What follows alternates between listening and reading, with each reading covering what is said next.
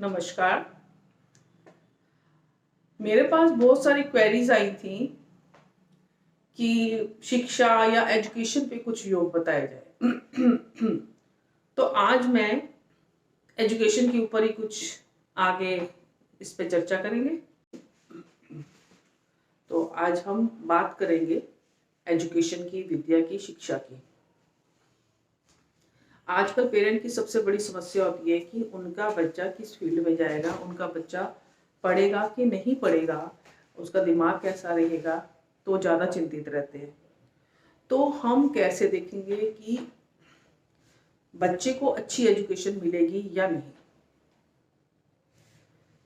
तो उसके लिए कुछ पैरामीटर्स हैं, उसको ध्यान में रखेंगे। सबसे पहले मैं उन पैरामीटर्स को थोड़ा सा डिटेल में लेके जाऊंगी।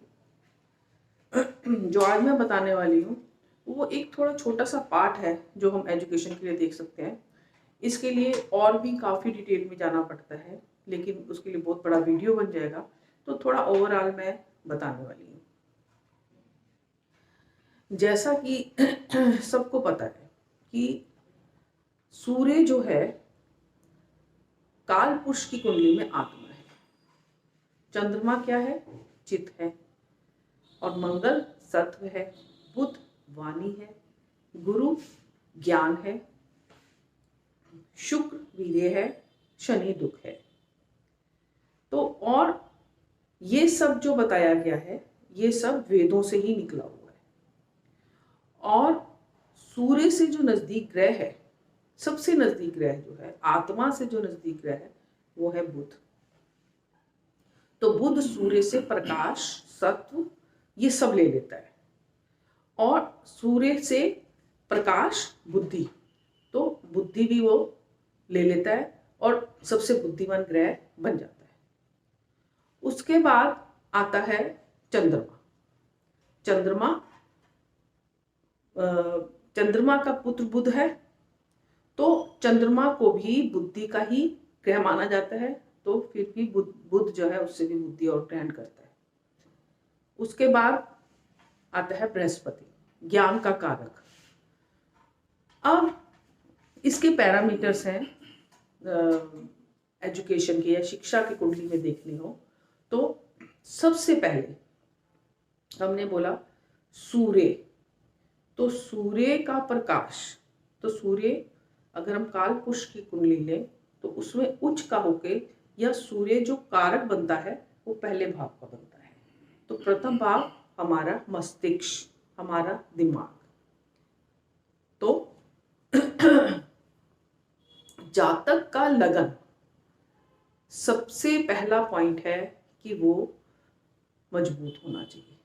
जब जातक हेल्दी होगा, जातक स्वस्थ होगा, जातक का लगन काफी स्ट्रांग होगा, स्ट्रांग नहीं है तो कुछ हद तक अच्छा होगा, तभी जातक अपने आने वाले विषयों को, अपनी लाइफ में आने वाली हर चीज का वो हासिल कर सकता है या सह सकता है। तो पहला पैरामीटर हमारा है लगन, लगन, लग्नेश। उसके बाद हमारे पास आते हैं भाव। लगन, भाव, पहला भाव तो है ही। सेकंड भाव जो कुटुंब भाव भी है, वाणी भाव भी है। वाणी, विद्या के लिए हमें वाणी की भी आवश्यकता है। जैसे अभी मैं एस्ट्रोलॉजी में या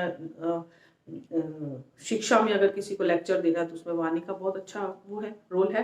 फिर कुटुंब भाव है, और परिवार में रहकर सहयोग से, साधनों से ही बच्चा शिक्षा पाता है। फोर्थ हाउस, प्रथम हाउस, सेकेंड हाउस, फिर फोर्थ हाउस। फोर्थ क्या है? माँ का हाउस, और यहाँ का कारक कौन है? चंद्रमा, चित्त। हमारा मन किसी पर्टिकुलर कार्य को करने में लग रहा है या नहीं लग रहा। हमने अगर विद्या लेनी है तो उसके लिए हमारा मन उसके लिए करना भी चाहिए। अगर हमारा चित्त उसके लिए तैयार नहीं है तो हम उस विषय को आगे नहीं बढ़ सकते, उससे भटक जाएंगे। फिर जो आता है, मेन आता है पंचम भाव। पंचम भाव को हम बुद्धि का भाव बोलते हैं। पंचम भाव पूर्व जन्म का भी भाव है, और इसके भी कारक जो है गुरु। तो पंचम भाव भी सबसे ज्यादा इंपॉर्टेंट भाव है विद्या के लिए। फिर उसके बाद हायर एजुकेशन के लिए नाइन्थ भाव। अब इनका आपस में क्या संबंध होना चाहिए? संबंध ये है कि बुध और गुरु दो जो मेन प्लैनेट्स है विद्या के लिए। बुध क्या है? इंटेलिजेंस, बुद्धि, और गुरु क्या है? ज्ञान। गुरु जो हमें, जिससे हमको ज्ञान मिलता है, और बुध उस ज्ञान को हम हासिल कैसे करते हैं, उसको एब्जॉर्व कैसे करते हैं, हमारी मानसिक क्षमता कितनी है कि उसको हम अपने कंठस्थ करें, हृदयगमन करें। तो बुध इंटेलिजेंस और बृहस्पति ज्ञान। अब ये दो प्लैनेट्स का जब आपस में कुंडली में अच्छा संबंध हो जाए तो जातक बहुत अच्छी शिक्षा पाता है। अच्छे भावों से संबंध हो जाए, अच्छे प्लैनेट्स के साथ संबंध हो जाए, आपस में संबंध हो जाए अच्छे भावों के बीच में, तो वो प्लैनेट, तो वो ग्रह जातक बहुत अच्छी विद्या ग्रहण करता है। उसके बाद चंद्रमा की स्थिति। चंद्रमा अगर अच्छी स्थिति में है तो जातक दिल लगा के, मन लगा के जिसको बोलते हैं, वो अपनी विद्या को पाएगा। अब आते हैं हम और इन सब में भी भावों में 5th भाव से संबंध हो जाए, 5th भाव के लॉर्ड से संबंध हो जाए, 4th भाव के लॉर्ड से संबंध हो जाए, 2nd भाव के लॉर्ड से संबंध हो जाए, 9th हाउस के लॉर्ड से संबंध हो जाए, या केंद्र त्रिकोण का आपस में संबंध हो जाए, तो जातक विद्या अच्छी लेता है। अब हमारे पास 2 कुंडली हैं, उसको हम देखते हैं। पहली कुंडली है रविंद्रनाथ टैगोर, नोबेल विजेता, जिन्होंने हमारा राष्ट्रीय गान लिखा, कविता उनमें उनका बहुत अच्छा हाथ था, सभी जानते हैं रविंद्रनाथ टैगोर को। दूसरी कुंडली है हमारे एक्ट्रेस राज कपूर की, जो उनको भी सभी जानते हैं, फेमस एक्टर थे। अब इसमें एक चीज और है, हमारे में बुध और बृहस्पति को भी हमें बड़े अच्छे से देखना पड़ेगा। कई बार क्या होता है कि जब चंद्रमा हमारा साथ नहीं देता, उसकी स्थिति अच्छी नहीं है, लेकिन वहां पर बुध और बृहस्पति की स्थिति अच्छी है। बुध और बृहस्पति की स्थिति दोनों ज्ञान और बुद्धि देते हैं, साथ साथ बृहस्पति धन संतान भी देता है। तो जातक अगर विद्या में आगे नहीं आया, लेकिन वो बाकी फील्ड में आगे जा सकता है। तो यहाँ हम इन कुंडलियों के सहारे आपको समझाने की कोशिश करते हैं। ये देखिए, यहाँ पर हम सबसे पहले रविंद्रनाथ टैगोर जी की कुंडली ले रहे हैं। रविंद्रनाथ चंद्र जी की कुंडली का लगन है पाइसेस, मीन लगन का लॉर्ड गुरु 5म भाव बुध स्थान पे चला गया, और वो भी उच्च का होके। अब 5म भाव का लॉर्ड है चंद्रमा, वो भी चंद्रमा की बृहस्पति की राशि में चला गया है, मीन राशि, जल तत्व की राशि में चला गया है, और यहाँ पे वो बड़ा ही प्रसन्न है, लगन में आ गया। अब एक और चीज, दोनों का स्थान परिवर्तन हो रहा है, 5म का और लगन का, पहली बात। दूसरी बात, अब यहाँ पर देखो बुध का, और यहाँ पे 2nd, 3rd, 4th हाउस में भी आपस में राशि परिवर्तन है। मतलब रविंद्रनाथ जी अपने जो उन्होंने प्राथमिक शिक्षा ग्रहण किया, बड़ी कंफर्टेबली ग्रहण किया, परिवार का पूरा सहयोग था, धन की कमी नहीं थी, तो उन्होंने अपना बचपन बड़ा अच्छा से बिताया होगा। अभी यहाँ पर देखो, बुध भी सूर्य के साथ बुध आदित्य योग बना रहा है, और जो सूर्य है वो अपनी उच्च राशि में, साथ में शुक्र भी है। अब यहाँ पे आप देखो, जहां पर बुध सूर्य से बुध प्रकाश ले रहा है, तो वो उच्च के सूर्य के साथ बैठे हुए हैं। तो आप सबको पता है कि रविंद्रनाथ टैगोर जी के बारे में, तो उनकी विद्या के बारे में, तो यहाँ पे अच्छी विद्या की कुंडली ये बनी हुई है। अब हम आगे जाके स्थिति देखते हैं। यहाँ पर है राज कपूर जी की कुंडली, सभी राज कपूर जी को जानते हैं।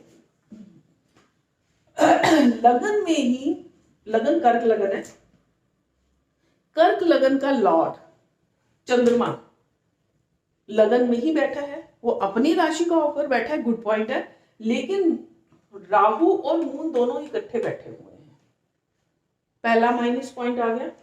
अब उसके बाद आप देखो, यहां इसका लॉर्ड बुध, बुद्धि का लॉर्ड, 5म भाव का लॉर्ड कहां चला गया है? 5म भाव का लॉर्ड गया है 9th हाउस में।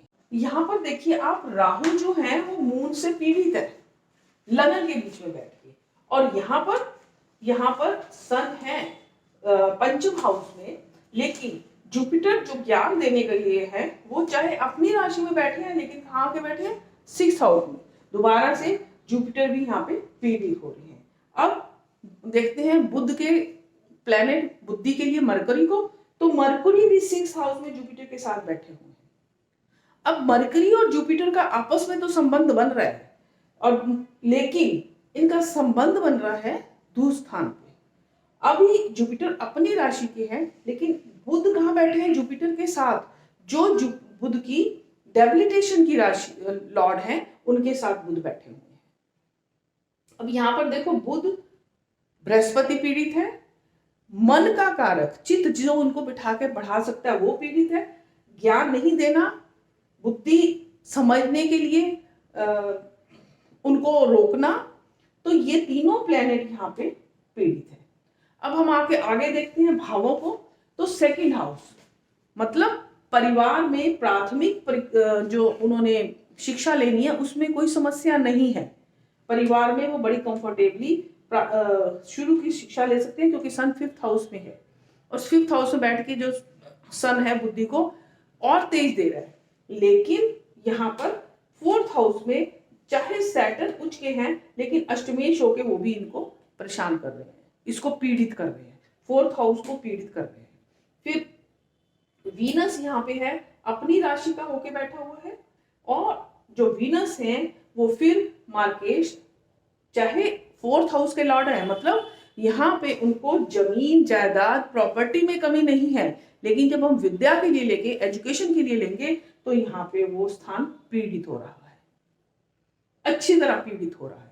इसमें लगन, 4th house, 5th house, mercury, Jupiter, यहाँ पे सभी का जो स्थान है वो आप देख रहे हैं कि जातक को अच्छे से विद्या ग्रहण नहीं करने दे रहे।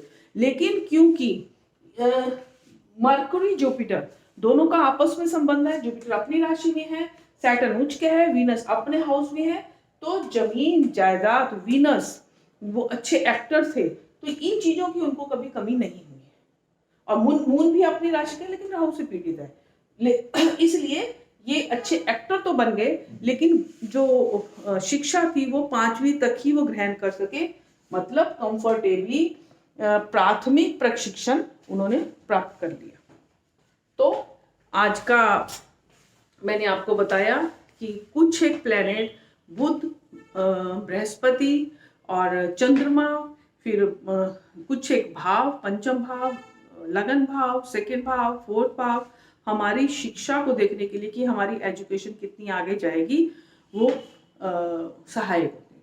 इसके अलावा भी हमारे पास और बहुत सारे पैरामीटर्स हैं, चतुर्थविशांश है, नवांश में स्थिति है, और बाकी प्लैनेट्स का इसमें क्या रोल है, तो फिर उसके लिए वीडियो काफ़ी बड़ी हो जाएगी, तो नेक्स्ट में उसको फिर देखेंगे। Thank you.